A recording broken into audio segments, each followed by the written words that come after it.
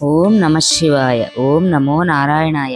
కార్తీక పురాణం 9వ అధ్యాయంలో అజామిలుడికి వైకుంఠ ప్రాప్తి ఎలా కలిగిందనే విషయాన్ని తెలుసుకున్నాం కదా.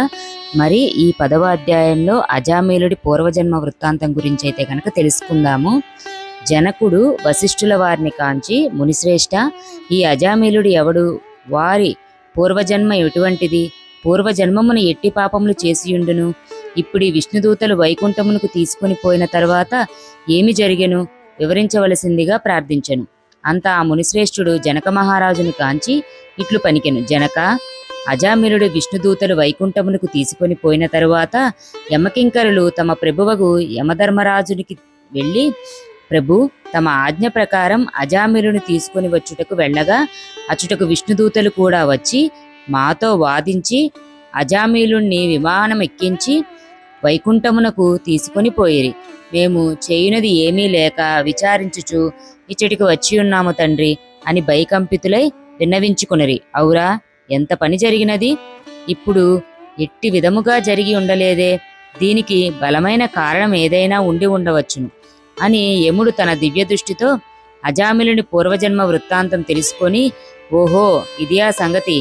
తన అవసాన కాలమున నారాయణ అని వైకుంఠవాసముని నామస్మరణ చేసి ఉండెను. అందులకు గాను విష్ణుదూతలు వచ్చి వానిని తీసుకుని పోయిరి. తెలియక గాని తెలిసి కాని మృత్యు సమయమున హరినామస్మరణ ఎవరు చేయుదురో వారికి వైకుంఠ ప్రాప్తి తప్పక కలుగును. కనుక అజామిలునకు వైకుంఠ ప్రాప్తి కలిగెను కదా అని అనుకొనెను. అజామిలుడు పూర్వజన్మలో మహారాష్ట్ర దేశమున ఒకానొక శివాలయంలో అర్చకునిగా ఉండెను. అతడు తన అపురూపమైన అందం చేతను, శ్రీ సంపదల చేతను, బలము చేతను గర్విష్ఠి అయి శివారాధన చేయక శివాలయం యొక్క ధనమును అపహరించుచు శివుని విగ్రహం వద్ద ధూపదీప నైవేద్యములను పెట్టక దుష్ట సావాసములకు మరిగి విచ్చలవిడిగా తిరుగుచుండెడివాడు. ఒకానొకప్పుడు శివాలయంలో పరమేశ్వరునికి ఎదురుగా పాదములు ఉంచి పడుకునేవాడు.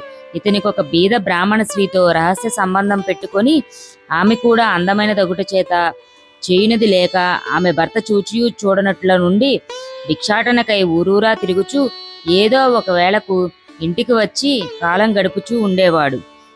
ఒకనాడు పొరుగురికి వెళ్ళి యాచన చేసి పెద్ద మూటతో బియ్యము కూరలు నెత్తిని పెట్టుకొని వచ్చి అలసిపోయి, నాకు ఈ రోజున ఆకలి ఎక్కువగా ఉన్నది, త్వరగా వంట చేసి పెట్టుము అని భార్యతో అనెను.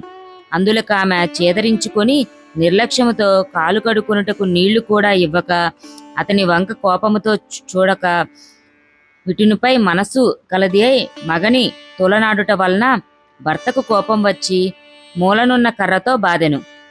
ఆమె భర్త చేతి నుండి కర్రలాక్కొని భర్తను రెండింతలు కొట్టి బయటకు తోసి తలుపులు మూసివేసెను. అతడు చేసినది ఏమీ లేక భార్యపై విసుగు జనించుట వలన ఇక ఇంటి ముఖము పట్టరాదని తలపోసి దేశాటనకు వెడలిపోయెను. భర్త ఇంటి నుండి వెడలిపోయిన కదా ఇక సంతోషించి ఆమె ఆ రాత్రి బాగా ముస్తాబై వీధి అరుగుపై కూర్చుండి ఉండగా ఒక చాకలివాడు ఆ దారిన పోవచుండెను. అతన్ని పిలిచి, ఓయి, నీవీ రాత్రి నాతో రతిక్రీడ సలుపుటకు రమ్మని కోరెను. అంత ఆ చాకలి తల్లి, నీవు బ్రాహ్మణపతివి, నేను నీచకులస్తుడను. చాకలివాడిని మీరీ విధముగా పిలుచుట మంచిది కాదు. నేనెట్టి పాపము పని చేయజాలను అని బుద్ధి చెప్పి వెడలిపోయాను.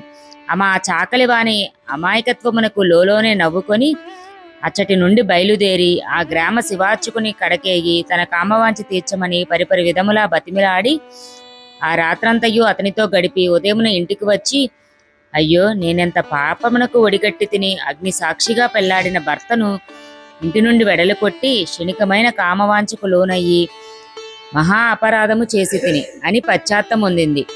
ఒక కూలివాణిని పిలిపించి కొంత ధనమిచ్చి తన భర్తను వెతికి తీసుకురావలసిందిగా పంపెను. కొన్ని దినములు గడిచిన తర్వాత భర్త ఇంటికి రాగా పాదములపై పడి తన తప్పులను క్షమించమని ప్రార్థించెను.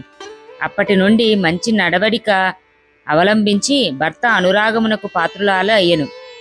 కొంతకాలమునకు శివార్చకునకు ఏదియో వ్యాధి సంక్రమించి దినదినమా క్షీణించుచూ మరణించెను. అతడు రౌరవాది నరక కూపములు పడి నానా బాధలు పొంది మరలా నరజన్మమెత్తి సత్యవ్రతుడను బ్రాహ్మణోత్తమునకు కుమారుడై కార్తీక మాసమున నదీ స్నానము చేసి దేవతా దర్శనము చేసి ఉండుట వలన నేడు జన్మముల పాపములు నశించుట చేత అజామీలుడై పుట్టెను. ఇప్పటికి తన అవసాన కాలమున నారాయణ అని శ్రీహరిని స్మరించుట వలన వైకుంఠమునకు పోయెను. బ్రాహ్మణుని భార్యగు ఆ కామిని కూడా రోగగ్రస్తురాలై చనిపోయెను. అనేక యమయాతనలను అనుభవించి ఒక మాలవాని ఇంట జన్మించెను. ఆ మాలవాడు ఆ పిల్ల జన్మరాశి చూపించగా తండ్రి గండమున పుట్టినదని జ్యోతిష్కుడు చెప్పెను. మాలవాడు ఆ శిశువును తీసుకుపోయి అడవియందు వదిలిపెట్టెను. అంతలో ఒక విప్రుడు ఆ దారిన పోవచ్చు పిల్ల ఏడుపు విని జాలి కలిగి తీసుకుని పోయి తన ఇంట దాసికిచ్చి పోషించమనెను. ఆ బాలికనే అజామీలుడు ప్రేమించెను. వారి పూర్వజన్మ వృత్తాంతం ఇదియే. నిర్మలమైన మనసుతో శ్రీహరిని ధ్యానించుట, దాన ధర్మములు, శ్రీహరి కథలను ఆలకించుట, కార్తీక మాస స్నాన ప్రభావం వలన ఎటువంటి వారైనను మోక్షమొందగలరు. కాన కార్తీక వాసమునందు వ్రతములు, పురాణ శ్రవణములు చేసిన వారలు ఇహపర సుఖములు పొందగలరు. ఇట్లు స్కాంద పురాణాంతర్గత వశిష్ఠ ప్రోక్త కార్తీక మహత్యమందలి దశమాధ్యాయము 10వ రోజు పారాయణం సమాప్తము. ఇదండి ఈరోజు మనం చెప్పుకున్నటువంటి కార్తీక పురాణం 10వ అధ్యాయము అజామీలుడి జన్మ వృత్తాంతం అయితే కనుక తెలుసుకున్నాము. ఈ వీడియో మీకు నచ్చింది అనుకుంటున్నాను. ఈ వీడియో నచ్చితే కనుక మన వీడియోని లైక్ చేయండి. ఈ పురాణం కొంతమందికి తెలియడం కోసం ఈ వీడియోని మీ ఫ్రెండ్స్తో రిలేటివ్స్తో షేర్ చేసుకోండి. మరి ఒక యూస్ఫుల్ కంటెంట్తో మరి ఒక యూస్ఫుల్ వీడియో